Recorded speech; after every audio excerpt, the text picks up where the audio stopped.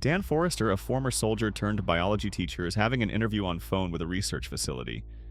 He eagerly talks about his military service and interest in the research field, and hopes to be finalized for the position in the research team. It's Christmas Eve party in 2022 at Dan's home. He sees his wife Emmy and tells her about the interview and his dream to work in a laboratory and do science-based research. FIFA World Cup is also taking place, and guests are watching the game and enjoying the party. Dan's daughter Muri is also a fan of the game and asks Dan to watch it with her. Emmy shows a letter from Dan's father for Muri, and he throws it in the dustbin as his father left him and his mother. He hates his father and doesn't want Muri to ever meet him. He takes the call outside and the company rejects him for another candidate. Dan loses his cool and kicks the trash bin, but controls himself and goes back to his daughter, whom he loves dearly. Emmy, Dan, and Muri sit together on the couch, and Muri tells Dan that all will be fine. Dan believes that he is born to something meaningful in life. All the guests notice unusual activity during the World Cup broadcast. As the goal is about to happen, a strange electric portal opens in the middle of the ground, from which many armed soldiers emerge. A female soldier informs everyone that the soldiers and she are from 28 years into the future, which is 2051. Aliens called Whitespikes have invaded Earth, nearly wiping out all of humanity. She asks people to provide aid to save the future. Several months pass, and leaders in 2022 enlist soldiers from armies all over the world. They are sent to 2051 to fight the war against aliens. Sadly, this decision is met with overwhelming loss, and when soldiers are sent, only a quarter return. Nations all over the world enlist citizens, as only half the armies are fit to time travel to 2051. A worldwide drafting of citizens begins, forcing millions of people to send their family members in the future. Only 20% of people return, resulting in protests from people in 2022. They demand to stop sending people to a war that hasn't yet happened in their timeline. Dan faces difficulty in teaching his class who have lost interest in studies and are grieving for their family members who were lost in the war. He encourages them to focus on studies and, more importantly, science, as this would be the weapon to defeat the future war. Just then, Dan gets a text that he's been drafted. He visits the facility where military personnel from the future examine him. They deem him fit to enlist as he is not alive in 2051, which is the requirement they consider. Dan is informed that he will die in the next 7 years, but hides the reason behind his death. The procedure goes on, and a metal device is attached to Dan's arm even after his continued protests to stop the procedure. This device can track him anywhere in the world, and in the future too. It will also track his 7-day journey, and if it is still attached on the 7th day, then he will be transported back to 2021. Dan meets Emmy and shows her the device, which upsets her. She suggests hiding from the government and asks his father to help remove the device. Dan refuses as he hates his father and never wants to ask for his help, but Emmy convinces him to do this for her and Muri. Dan drives to the airfield where his father James stays and shows him the metal device. His father James finds it strange that Dan has come to ask for help, as he never reached out before, to which Dan angrily reacts and leaves. He goes home, and Emmy notices the metal device still attached to his arm. She asks him to tell Muri himself about his journey. He finds Muri in the backyard and gently tells her about his going away for a week. Muri silently cries and asks Dan to return safely. He arrives for his training in the facility with other draftees, and they meet the same woman that was on the ground in the FIFA World Cup. She is Lieutenant Hart and tells the draftees that basic training will be useless for them once they are in the war facing aliens. Dan meets Charlie, who is the head of a research facility for geothermal energy. He also meets Dorian, who is on his 3rd trip to the war and is a cold and calculated fighter. They all are informed of the travel plans and how the timeline works. They have created a rudimental time machine that works like a bridge between the rivers, which is time.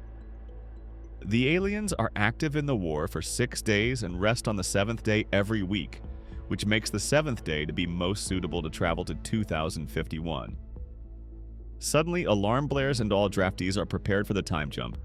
Dan asks about the emergency, and he is told that aliens have attacked the only functional research facility of humans, and aid is needed to save them.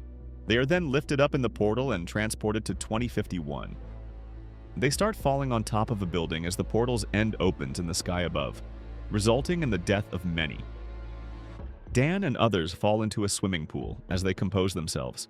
A burning city is seen all around. They receive a radio transmission from the base in 2051. The colonel informs Dan about the possible bombing of the city as Whitespikes have ambushed the area, but they would need a rescue team to get the researchers safely out of the facility. Dan takes the charge and directs everyone to the laboratory, only to find the team to be dead and hanging. Colonel asks them to retrieve some vials from the lab and hurry to a safe place so they can be extracted. The team does the same, but are met with many Whitespikes who attack them viciously. Many people fall prey to the deadly spikes that these aliens launch through their tentacles. They appear to be immune to the bullets, but Dorian informs them that base of alien's neck and chest is the most vulnerable area to place a bullet and kill them. Dan and the rest of the survivors make it out and head for the extraction point, but the extraction team is attacked by the aliens, trapping Dan and others in the bombing zone. As they escape from the area, many others die and some sacrifice themselves to help out Dan and the rest of the team. Whole areas bombed, killing many Whitespikes, but some draftees survive the explosion. They are brought to the base and Dan meets Charlie and Dorian, who are being sent to another place to fight. Dan meets the colonel, who happens to be a girl with the same surname as Dan. He deduces that the colonel is his own daughter Mori, who has taken the command in the future, and is the hope of everyone in 2051 for survival. He feels very proud, but Mori doesn't share the same enthusiasm, and informs him that she did not call him to bond. She requires his assistance for a special task that she will disclose to him once the right time comes. Dan feels the coldness from Murray and wonders what might have happened in the future that made Murray appear so detached emotionally from him. She then informs him about the Whitespike species and their nature of existence, how they never found any impact site of the alien ship, and how they first ruined Russia and gradually made their mark on the whole world. She shares that most of them are males, as female Whitespikes are rare. Fortunately, they have ambushed their nesting R and trapped a rare female whose physiology may unlock the secret to developing a toxin that may kill the whole species. They fly towards the nesting area, and Dan is ordered not to enter the lair of the female. Mori descends into the lair along with other team members, and struggles hard to get the female captured in the cage. The female is monstrous and uncontrollable, resulting in death of many people already inside. Dan notices an army of male Whitespikes heading towards the nesting area to save the female, which makes him jump in the lair to save Marie. His assistance makes it possible to capture the female in the cage, and she is flown away tied to a helicopter. Dan and Murray make their way out to survive the aliens. They arrive on a beach and wait for the rescue team. Murray finally reveals that Dan left her and Emmy as he was not happy with his life. She never wanted to be separated from Dan, but he left them just like his father. And sometime later died in a car crash when Murray was 16. She expresses her grief and asks him not to try and establish any emotional relationship with him, as she doesn't see him in the same light anymore. They are transported to the jump link situated on a fortified oil platform in the middle of the ocean. Murray starts working on developing a toxin strong enough to kill the alien species. Toxin is created on the last day of Dan's visit, and Murray discloses that she called him because she needs the toxin to be mass-produced in the 2022. And I prepare for the war beforehand, as people in the 2051 are never going to survive. Dan refuses, but the base is attacked by Whitespikes as they plan to rescue the female. Dan and Murray run to the jump link, but they are attacked by the furious female Whitespike. She gravely injures Murray by hitting her in the back with a spike. Dan tries to transport her to the helipad, but all is destroyed by the havoc Whitespikes created. Murray tells Dan to leave her and take the toxin back to 2021 timeline, as she will not make it. The female Whitespike catches hold of them as they try to escape through a bridge. It collapses and Murray falls to her death. Dan tries to catch her, but he is suddenly transported back to 2021. Dan arrives with the survivors, who are severely injured and disillusioned. He tries to convince the head of the facility to mass-produce the toxin and help save humanity in 2025, but he refuses and tells him that Jumplink is offline and may have been destroyed by the aliens. Dan reaches home with Emmy and is pleased to see little Murray. He explains the events of the future to Emmy and promises her that he will save the future by any means possible to give Murray a secure life. They evaluate the possible reasons of aliens' arrival and come to a theory that aliens may have been hiding on Earth longer than anyone expected. Dan meets Charlie and Dorian, and they analyze the nail of a Whitespike that Dorian keeps as a reminder only to find volcanic ash which belongs to Asia. They meet one of Dan's students who is a volcano expert. He deduces that a volcanic eruption on Russia border in the 946 AD would have been the reason behind the ash being found in Russia.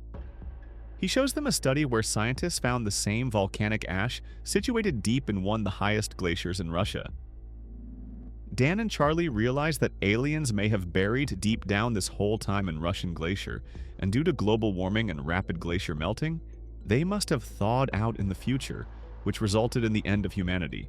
They ask for the military head to help search for aliens and end them before war breaks out, but they are dismissed. Lieutenant Hart decides to help them as she admired and felt honored to work with Dan's daughter in the future.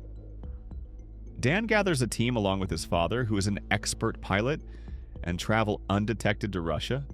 They then look for any anomaly that may be unnatural and find a place where the magnetic field is disrupted. As they dug deep, they find the alien ship containing pods of Whitespikes. They realize that the ship may have crashed and Earth was not their original destination. They inject the pods with toxins, which alerts other aliens who start attacking them. The female escapes the ship, and Dan chases her as she is capable of reproducing a mass number of aliens if she escapes. Dorian and Hart blow up the ship as they are outnumbered by the aliens and die along with them. Dan, James, and Charlie are the only survivors. Dan and James chase the female in the snowy Alps. James tricks her by a bait and tries to kill her. Dan intervenes, and they both together try to knock her out with the toxin. As she is injected in one of her tentacles, which begins to disintegrate, she bites it off from her body, shocking Dan. She corners Dan to kill him, but James cuts her hand to distract her. Just then, Dan takes out the nail that Dorian gave him and attacks her throat, which weakens her. He then repeatedly stabs her with the nail and places a toxin inside her mouth. She loses her balance and falls off a cliff and hits an ice slope and disintegrates. Dan, James, and Charlie are safe and rejoice as they have saved the future and humanity. Dan goes home to his family and introduces them to his father, James. Dan takes a breath of relief as the future he saw has been erased, and his daughter is safe.